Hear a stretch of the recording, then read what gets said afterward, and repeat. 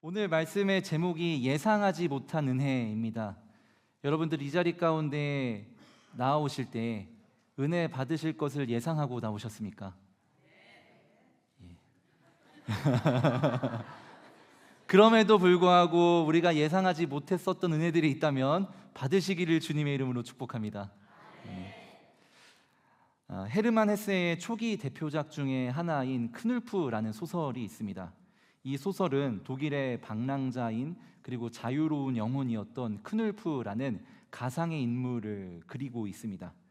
이 크눌프는 라틴어 학교를 다닐 정도로 수재로 인정받는 사람이었지만 그는 단조로운 일상에서 벗어나서 어떤 자신의 인생에 주어진 삶의 의미를 발견하고자 스스로 방랑을 선택한 인물로 책에서 그려지고 있습니다. 그는 사랑을 통해서 삶의 의미를 발견할 수 있을까 하여서 잘 다니던 학교를 그만두고 사랑을 찾아서 떠났다가 사랑에 의해 배신을 당하기도 합니다. 때로는 가족이 삶의 의미가 되어줄까 생각하여서 결혼을 하고 아이를 낳았지만 아내를 병으로 잃고 또 사랑하는 아들마저도 입양 보내게 되는 등 사랑하는 이들을 지켜내지 못한 인생의 어려움을 지니고 있기도 합니다. 안정적인 집이나 또한 직장에서도 의미를 발견하지 못한 채 방랑하던 그는 결국 인생의 말미에 폐결핵에 걸려서 생을 마감하게 되는 순간에 놓이게 됩니다. 그때 그가 하나님께 이렇게 항변합니다. 나의 인생은 무엇인가 고장나고 망가져 버렸습니다. 전 아무런 쓸모없는 인간이 되어버렸습니다.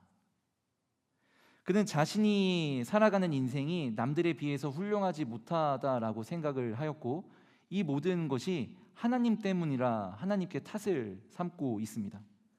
그에게 있어서 하나님은 우리에게 아무것도 해주실 수 없는 분, 아무것도 할 수 없는 무능력하고 무책임한 하나님이었습니다.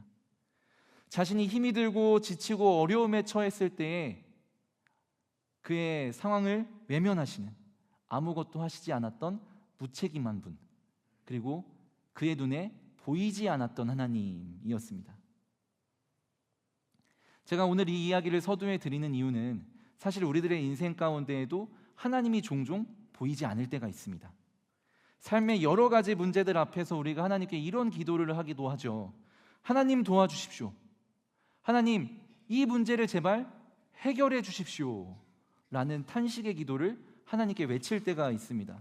삶의 어려운 환경과 문제에 봉착했을 때 하나님을 의지하며 나아가고 기도하지만 여전히 나의 문제와 상황이 나아질 기미가 보이지 않을 때도 있습니다. 이로 인해서 보이지 않는 하나님을 원망하기도 하고 나아가 하나님을 향한 믿음조차 흔들리기도 하는 것이 어쩌면 우리들의 인생이다라는 생각이 듭니다. 이러한 상황에서 오늘 우리는 에스더 말씀을 접하게 되지요. 에스더라는 이 성경은 다른 책들과 다르게 하나님이라는 이름이 단 한 번도 언급이 되지 않는 특징이 있는 책이기도 합니다. 에스더서에서 만날 수 있는 하나님은 어떤 모습이냐? 마치 출애굽기에서 그의 백성들을 인도하며 그 앞에 등장하여서 그들을 이끌어 가시는 하나님의 모습이 보이지 않습니다. 단지 하나님을 신뢰하는 인물이라고 할 수 있는 에스더와 모르드게의 삶을 통하여서 하나님께서 그들의 역사의 무대 뒤편에서 어떻게 그들을 도우시는가 간접적으로 보여주고 있을 뿐입니다. 그래서 오늘은 나의 눈에 보이지는 않지만 하나님께서 그의 사랑하는 백성들을 위하여서 예비해 두셨던 우리가 예상하지 못했던 은혜들은 무엇인지 함께 말씀을 통하여서 살펴보고자 합니다. 우리는 예상하지 못했지만 보이지 않는 하나님께서 우리를 위해 예비해 두셨던 그 은혜가 무엇인지를 말씀을 통해 깨닫고 그 하나님의 은혜를 붙들고 나아가는 이 시간 되기를 주님의 이름으로 축복합니다. 첫째로 하나님께서는 예상하지 못한 때에 일하십니다. 오늘 말씀 2장 4절을 같이 읽도록 하겠습니다. 왕의 눈에 아름다운 처녀를 와스디 대신 왕후로 삼으소서 하니 왕이 그 말을 좋게 여겨 그대로 행하니라. 아멘. 오늘 본문은 아하수에로 왕이 와스디 왕후가 물러나게 된 이후에 새로운 왕후를 선출하는 과정을 그리고 있다라고 할 수 있겠습니다.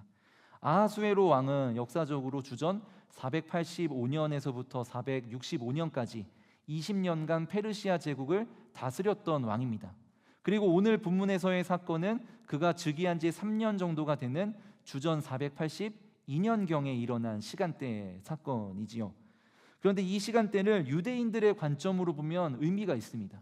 왜냐하면 이 주전 482년이라는 시간은 남유다가 바벨론의 느부갓네살 왕에 의하여서 멸망이 된 지 딱 100년째 되는 해였기 때문입니다. 이 100년이라는 시간이 흐르는 동안 하나님의 백성, 그러니까 스스로를 선민이라고 여겼었던 유대인들은 어떤 시간을 보냈을까요? 그리고 어떤 마음이었을까요? 오늘 말씀에서 이야기하고 있는, 살펴볼 수 있는 것, 또한 그리고 그들의 입장에서 우리가 바라볼 수 있는 것은 100년이라는 시간은 유대인들에게 치욕과 모욕의 시간이었다라는 것입니다. 사실 이러한 치욕의 시간을 초래한 것은 그들의 잘못 때문이었죠. 죄악 때문에 하나님께서 주신 심판의 결과였습니다. 그래서 유대인들은 어떻게 했겠습니까? 하나님 앞에 수없이 많이 회개 기도했을 것입니다.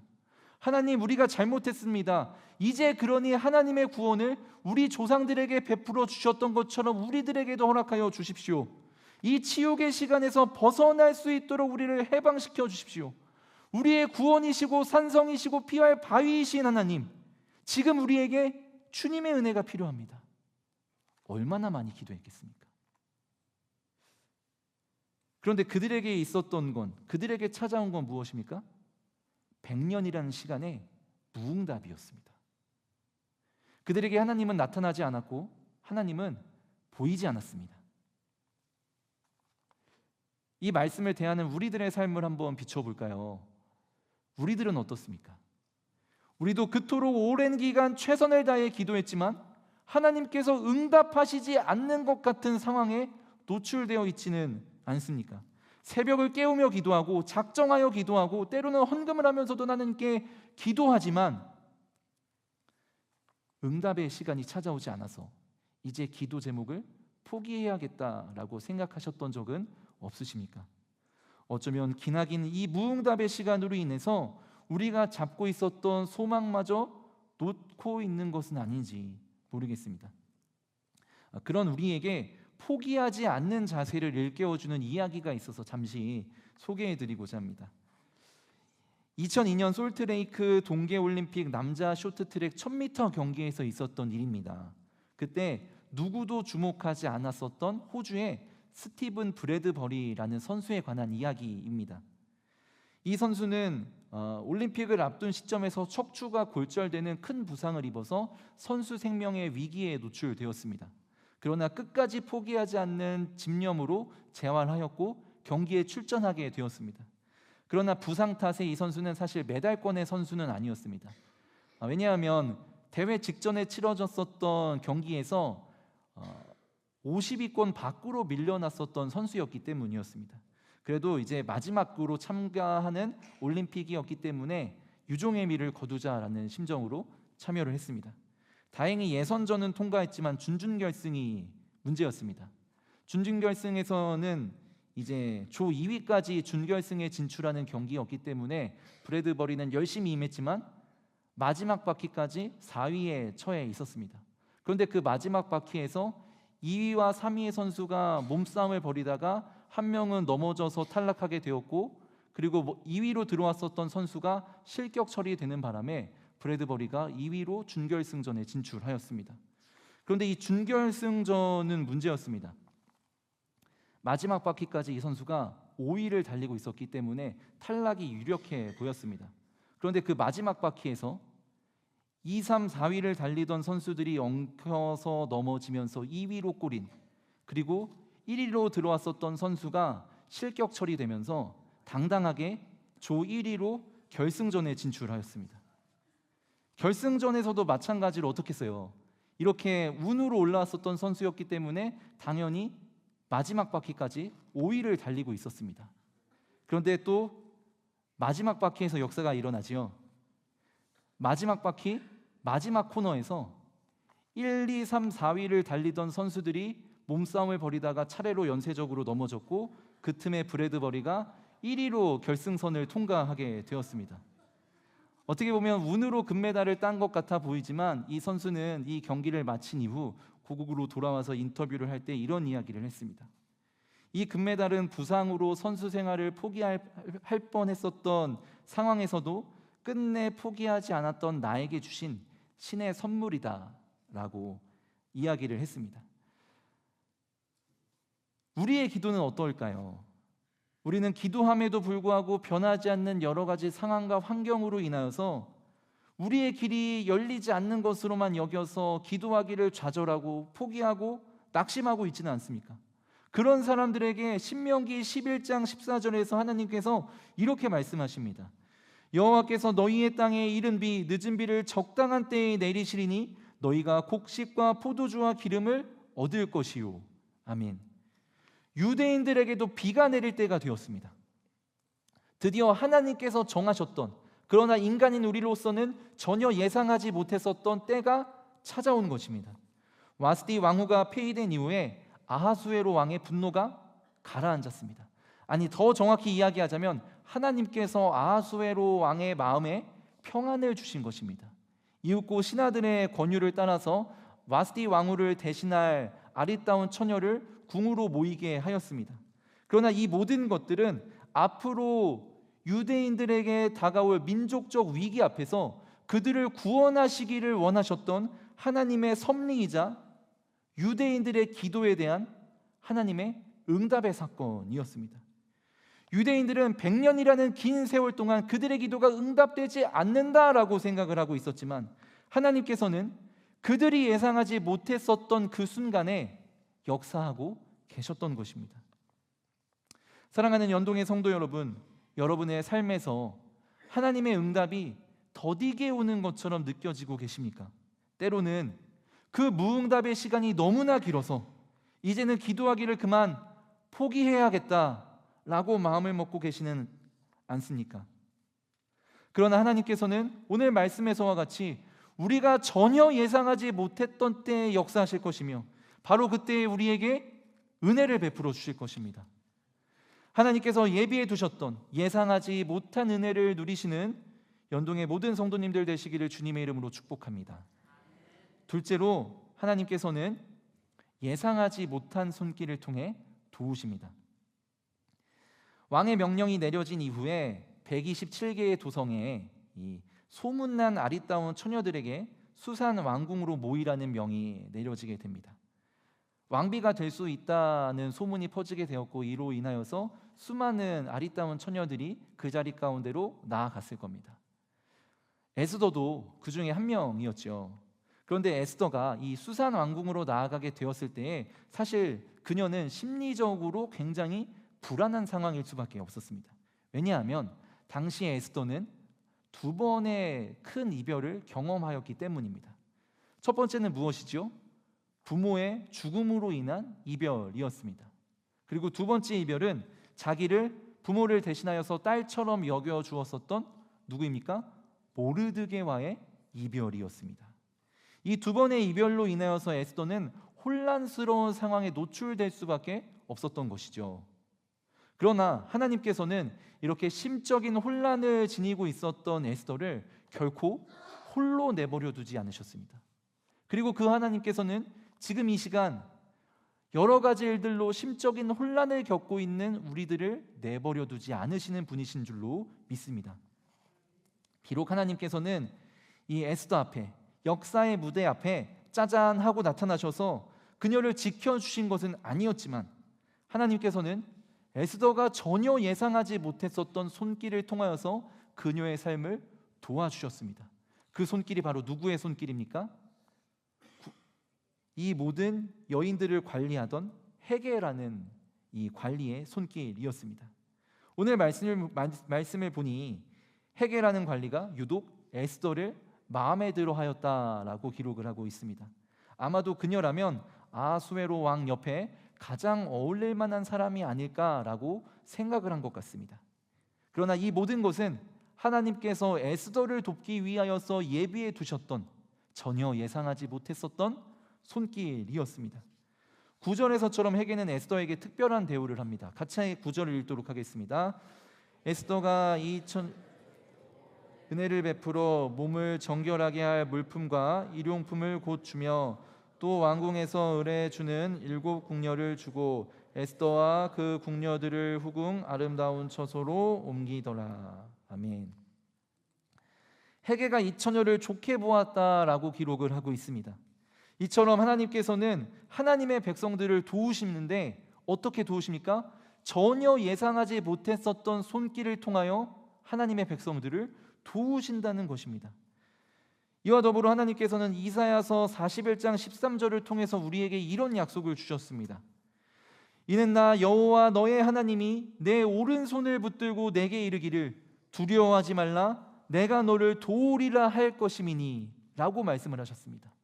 두려워하지 말라 내가 너를 도우리라 라고 말씀하실 때에 하나님께서 오른손을 붙들어 주셨다라고 기록을 하고 있습니다. 여기서 이 붙들고라는 단어의 원어적인 의미에는 어떠한 의미가 들어있냐? 놓치지 않도록 꽉 움켜쥐다라는 뜻이 있습니다. 여러분, 누군가의 손을 놓치기 싫어서 꽉 움켜쥐셨던 적이 있으십니까? 저는 있는데요. 제가 어렸을 적에 그 시내를 활보하다가 어머니의 손을 놓쳐서 어머니를 잃어버렸었던 경험이 있습니다. 이 일이 저에게 좀 트라우마가 되어서 그런지 저는 사람들이 많은 길을 걸어갈 때면 저희 자녀들의 손을 꼭 붙듭니다. 얼마나 세게 붙드는지 저희 둘째가 6살인데 이 6살 딸아이의 손을 꽉 붙들다 보니까 이 아이가 너무 아팠나 봅니다. 그래서 엄마한테 이야기하기를 엄마, 아빠가 내 손을 너무 꽉 잡아서 손이 꼭 부러질 것만 같아 라면서 제 손을 뿌리치고 엄마의 손을 붙들고 갈 때가 있습니다. 물론 그럴 때가 되면 마음이 조금 속상하기도 하지만 그러한 상황을 바라보면서 때로는 하나님의 마음이 묵상되기도 합니다. 아버지가 자녀의 손을 꽉 붙들어 쥐는 것은 무엇 때문일까요? 행여나 이 아이의 손을 놓쳐서 이 아이가 넘어질까 봐, 실족할까 봐, 놓치게 될까 봐, 나를 떠나게 될까 봐 두려워서 걱정되는 나머지 손을 꼭 쥐는 것입니다. 마찬가지로 하나님께서 우리의 손을 꽉 움켜쥐는 것, 놓치기 싫어서 그 손을 꽉 붙드시는 이유는 무엇입니까? 우리를 사랑하시기 때문입니다. 우리가 넘어질까 봐, 우리가 다칠까 봐, 우리가 주저앉을까 봐, 우리가 행여 길을 잃어버릴까 봐, 우리가 행여 하나님을 잃어버리게 될까 봐 염려하시기 때문에, 근심하시기 때문에 우리들의 손을 꽉 붙들고 계시다는 것입니다.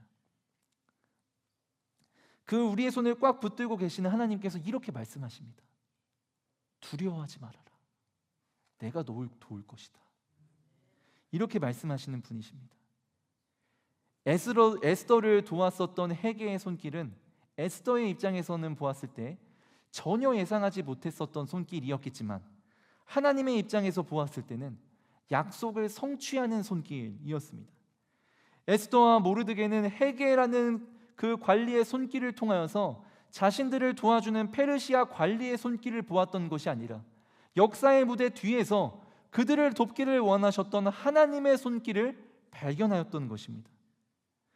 사랑하는 연동의 성도 여러분, 하나님께서는 우리가 다치지 않도록, 우리가 넘어지지 않도록, 우리가 일어설 수 있도록, 우리가 하나님을 떠나지 않도록 우리의 손을 꽉 움켜쥐고 놓치지 않으시는 분이신 줄 믿으시길 바랍니다. 그리고 하나님께서는 우리를 지키시기 위하여서 우리를 위해 예비해 두셨던, 우리가 전혀 예상하지 못했었던 손길을 통해 우리를 도우실 것입니다. 그 하나님이 예비해 놓으신 손길을 발견하시는 오늘 이 밤 되시기를 주님의 이름으로 축복합니다. 끝으로 하나님께서는 예상하지 못한 계획을 통하여 우리를 도우십니다. 오늘 말씀 11절 말씀을 같이 한번 읽도록 하겠습니다. 모르드게가 날마다 후궁들 앞으로 왕래하며 에스더의 안부와 어떻게 될지를 알고자 하였더라. 아멘. 오늘 본문에 등장하고 있는 모르드게의 모습 어떠합니까? 안절부절하고 있는 모습 같아 보입니다. 무엇인가 그의 마음속에 근심이 있는 것 같아 보입니다. 그가 이렇게 두려움에 사로잡혀서 안절부절하고 있는 이유는요, 단 하나입니다. 이 에스더를 염려하기 때문입니다. 왜 그가 에스더를 염려할까요? 그녀가 유대인인 것이 탄로날까 봐 그러하며, 또한 그로 인하여서 이 문제 때문에 에스더에게 문제가 생길까봐 걱정한 나머지 전전긍긍하고 있는 것입니다. 사실 이렇게 모르드게가 에스더에 대해서 에스더가 유대인인 것이 탄로날까봐 걱정했었던 이유에 대하여서는 우리가 역사적인 설명을 들어볼 필요가 있습니다. 당시 유대인들은 페르시아 제국이 다스리던 수많은 이방 민족들 사이에서 유일하게 인정받지 못했던 민족이었다고 합니다. 왜 그럴까요? 기본적으로 페르시아가 다스리고 있었던 이 제국의 영토가 상당했고 수많은 민족들이 있었기 때문에 이들을 통치하기 위해서 페르시아 제국이 펼쳤었던 정책이 무엇이냐? 관용 정책이었습니다. 그러니까 자기들이 정복했었던 나라의 문화와 종교를 인정하는 것이죠. 그런데 유대인들은 유독 문제가 되었습니다. 왜 그럴까요?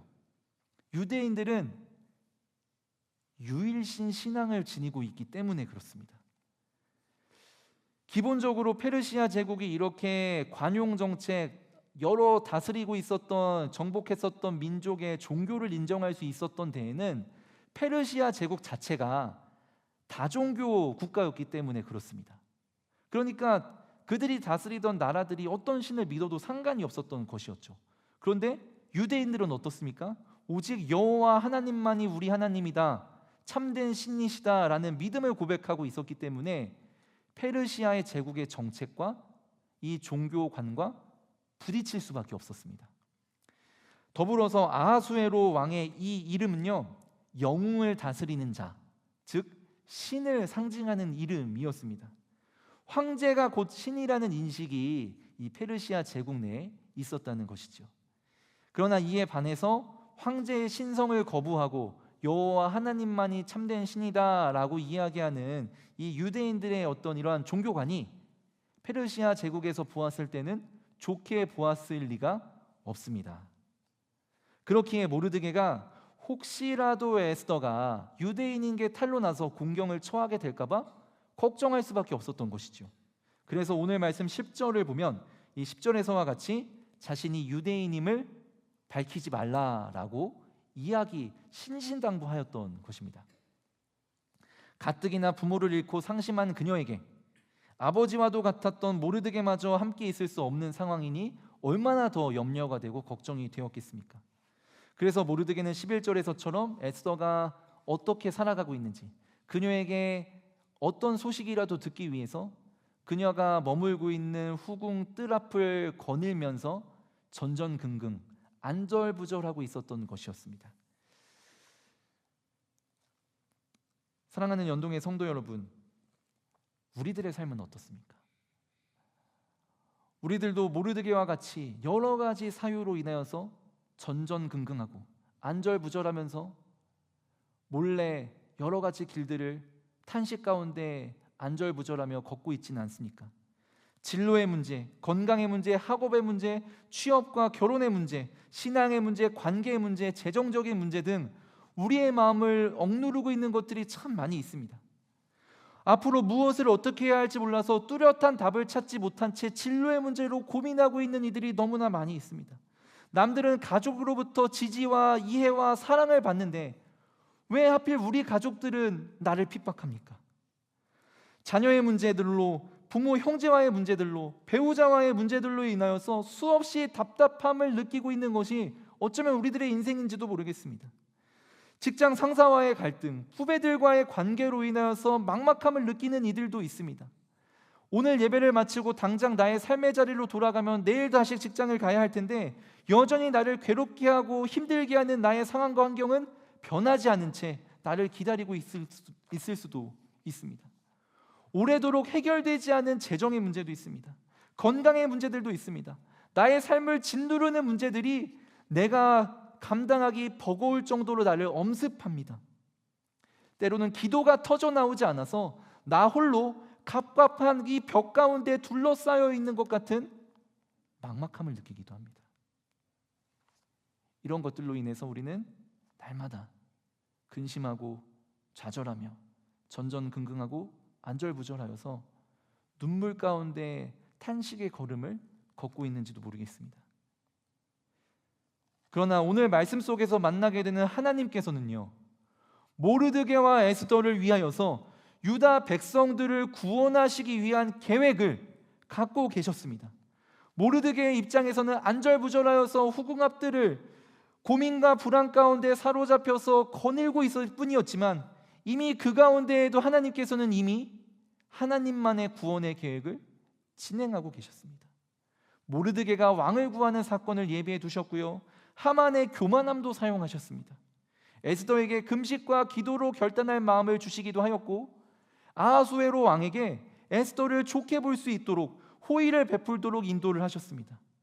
에스더가 베푼 잔치를 통하여서 하만의 음모가 발각되도록 하셨으며, 그 가운데 모르드게가 왕을 구한 사실이 밝혀지도록 하여서 그의 이름이 높아지도록 하셨습니다. 이 모든 것들이 모르드게가 홀로 전전긍긍하고 있었을 때, 안절부절하여서 그 답답함 가운데 후궁 뜰 앞을 거닐고 있었을 때에 하나님께서 진행하셨던 구원의 계획이자 사건이었습니다. 우리가 전혀 예상하지 못했던 하나님의 계획이었던 것입니다. 그리고 하나님께서는 오늘날 우리들의 삶에도 우리가 예상하지 못한 하나님의 계획을 갖고 계시는 줄을 믿으시길 바랍니다. 오늘날 우리가 갖고 있는 여러 가지 불안과 온갖 고민들이 있습니다. 그러나 분명한 것은 예수 그리스도께서 우리의 모든 질고를 지사 우리를 죄악 가운데서 구원하셨으며, 우리에게 참 자유를 주셨던 하나님께서 동일한 은혜를 우리의 불안과 고민 가운데 허락하실 것이라는 사실입니다. 누구에게도 열지 못하며 답답함 가운데 눈물로 호소하고 있었던, 눈물로 가득 찼던 우리들의 마음을 주님께서 두드리고 계십니다. 그 눈물에 잠겨 있었던 우리의 아름다움이 숨 쉴 수 있도록 은혜를 베푸시기 위함입니다. 우리를 구원하시기 위한 하나님의 구원의 계획은 지금도 진행 중이라는 사실을 기억하시기를 축복합니다. 서두에 말씀드렸던 소설 크눌프에서 하나님께서는 이 과거의 상처와 아픔 가운데 탄식하고 있었던 크눌프에게 이렇게 말씀을 전하십니다. 그리고 이것이 오늘 소설의 마지막 이야기였습니다. 제가 이렇게 읽어보도록 하겠습니다. 나는 오직 내 모습 그대로의 널 필요로 했다. 나를 대신하여 넌 방랑했고, 안주하여 사는 자들에게 날 자유에 대한 그리움을 조금씩 일깨워줘야만 했다. 나를 대신하여 너는 어리석은 일을 했고 조롱당했다. 내 안에서 바로 내가 조롱을 당했고, 또 내 안에서 내가 사랑받은 것이다. 이 부분부터가 중요합니다. 그러므로 너는 나의 자녀요, 나의 형제요, 나의 일부다. 내가 어떤 것을 누리든 어떤 일로 고통받든 내가 항상 너와 함께 했었다. 하나님께서는 보이시지 않으셨지만 그와 항상 함께 했었다라는 이 말에 위안을 받은 크눌프는 하나님의 품 안으로 나아가게 됩니다. 크눌프를 위로하셨던 하나님의 음성은 지금 이 시간 우리들의 삶의 자리 가운데 고스란히 들려옵니다. 하나님께서는 지금 내 안에 함께하고 계십니다. 내가 어떤 것을 누리든 어떤 일로 상처받고 고통을 받았든 하나님께서는 항상 우리와 함께하고 계심을 믿으시길 바랍니다. 내가 방황할 때에도, 좌절할 때에도, 낙심할 때에도, 주저앉아 절망하였을 때에도, 외로워할 때에도, 내가 아파할 때에도, 신앙으로 인하여서 믿음이 연약해졌을 때에도 하나님께서는 항상 나와 함께하고 계셨으며 지금도 내 안에 역사하고 계심을 믿으시길 바랍니다. 그리고 그 하나님께서 우리가 예상하지 못했었던 하나님의 계획을 지금도 진행하는 중이심을 믿으시기를 바랍니다. 지금 우리는 비록 우리의 주어진 상황만을 바라보느라 하나님을 발견할 수 없지만 우리 눈에 보이지 않는 하나님께서는 여전히 우리를 위하여서 하나님의 예상하지 못한 계획들을 그려나가고 계십니다. 이제 말씀을 마무리합니다.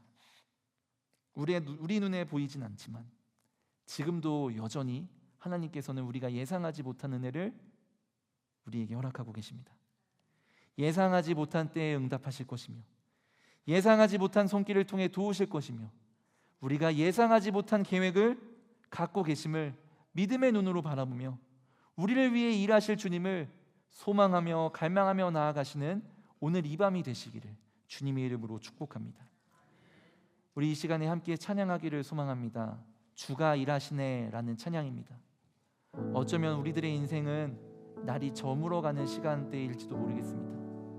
그리고 빈들이라는 장소 가운데에 우리의 영혼이 낙심하고 있을지도 모르겠습니다. 그러나 분명한 것은 날이 저물어갈 때, 우리가 빈들에 거하고 있을 때에 하나님께서는 우리를 위하여 일하신다라는 것입니다. 일하시는 주님, 나의 눈에 보이지 않지만 지금도 일하고 계시는 주님을 바라보며 함께 이 찬양으로 고백하며 나아갑시다.